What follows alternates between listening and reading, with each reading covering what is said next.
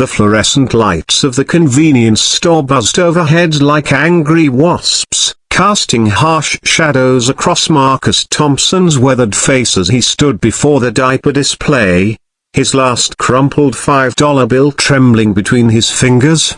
Behind him, his 3-year-old daughter Emma tugged at his worn jeans, her innocent brown eyes reflecting the same exhaustion that had been his constant companion for the past 18 months since Sarah left them both for what she called a better life. Marcus counted the packages again, his heart sinking with each calculation. The cheapest diapers cost $6.99. And he had exactly $4.73 to his name until his next paycheck, still 3 days away. He'd already sold everything of value: Sarah's wedding ring, his grandfather's watch, even his college textbooks that once symbolized dreams of becoming an engineer. Now those dreams felt as distant as the stars Emma loved to point at through their apartment's cracked window. "Daddy tired?" Emma whispered, sensing his distress with the intuitive wisdom only children possess. "Just thinking, baby girl," Marcus managed, forcing a smile that didn't reach his eyes. He'd become a master at hiding his desperation, but the weight of single parenthood pressed down on him like a physical force. 3 jobs: a morning shift at the warehouse, afternoon cleaning office buildings, and weekend food delivery. Barely kept their tiny studio apartment heated and food on their makeshift table. Behind him in line stood a man who seemed to inhabit a different universe entirely. James Wellington III adjusted his Italian leather jacket and checked his Rolex for the 3rd time in 2 minutes. At 45, he commanded a technology empire worth hundreds of millions. Yet tonight he felt more hollow than the young father struggling in front of him. His penthouse apartment awaited him with its floor-to-ceiling windows overlooking the city, but those windows might as well have been prison bars for all the warmth they provided. James had stopped at this rundown convenience store not out of necessity, but out of habit, a ritual he'd developed during his sleepless nights when the silence of success became unbearable. He'd drive his $200,000 car through neighborhoods like this one, reminding himself of where he'd come from before the money, before the loneliness, before his wife took half his assets and all his hope for a real family.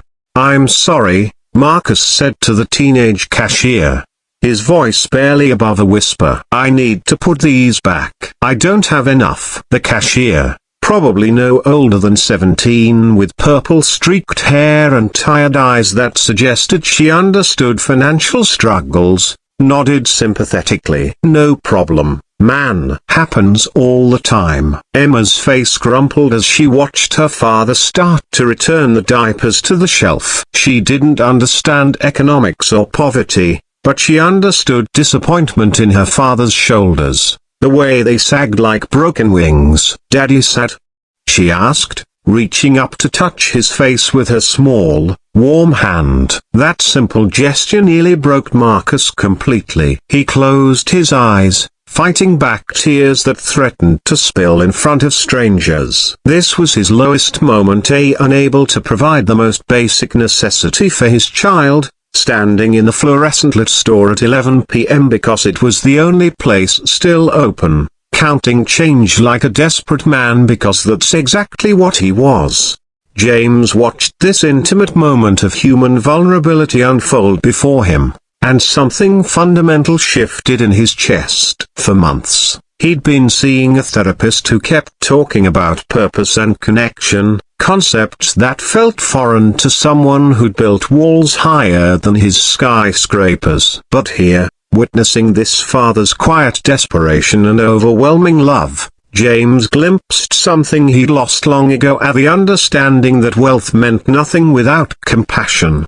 "Excuse me," James said, his voice cutting through the store's artificial silence. Both Marcus and the cashier turned to look at him, taking in his expensive clothes and confident posture. "I'll take them all, sir?" the cashier asked, confused. All the diapers, every package on that shelf, and formula too, if you have it, baby food, anything a child might need. James pulled out his black American Express card, the piece of plastic that had opened every door except the ones that mattered. Ring it all up. Marcus stared at this stranger in disbelief. I can't let you do that. I don't even know you. You don't need to know me, James replied, and for the first time in years, his smile felt genuine. I know what it's like to struggle. I know what it's like to count every penny and still come up short. He looked down at Emma, who was watching him with the fearless curiosity of childhood. And I know what it's like to need help, even when you're too proud to ask for it. The cashier began scanning packages of diapers, baby food, formula, and even some toys from the small selection near the counter.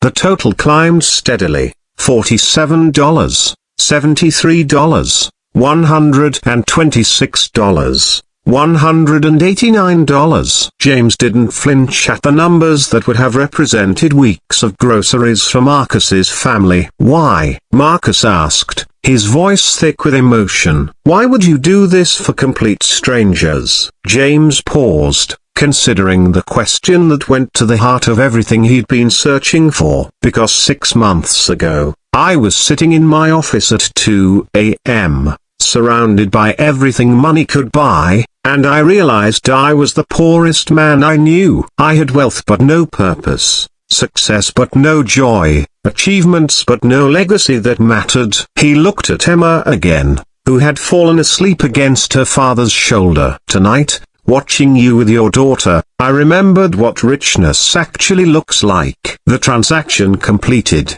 James helped Marcus load the supplies into his beat-up Honda Civic. The back seat was now filled with enough diapers and baby supplies to last months. Marcus tried repeatedly to thank him, but words seemed inadequate for this moment that would change everything. There's one more thing, James said, pulling out a business card and writing something on the back. I've been looking for someone to head up a new community outreach program at my company. Someone who understands what it means to fight for family, who knows the value of every dollar, who can connect with people authentically. He handed Marcus the card. The position starts at $75,000 a year, full benefits, and flexible hours, so you can be the father your daughter needs. Marcus looked at the card through tears he no longer tried to hide. I don't understand. You don't know anything about me. I know you spent your last dollar trying to take care of your child. I know you work multiple jobs and still put her first. I know you have more integrity in your little finger than most people have in their entire body. James extended his hand. That's all I need to know. 6 months later,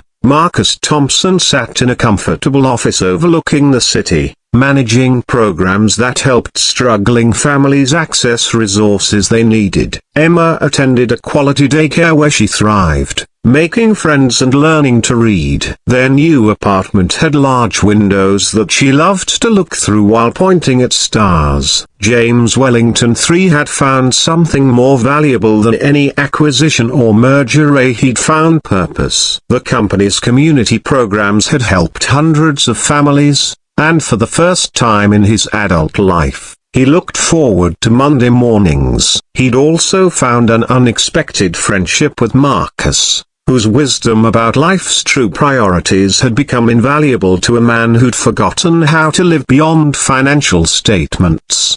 Sometimes the greatest gifts come not from what we receive, but from what we choose to give when it costs us nothing but changes everything.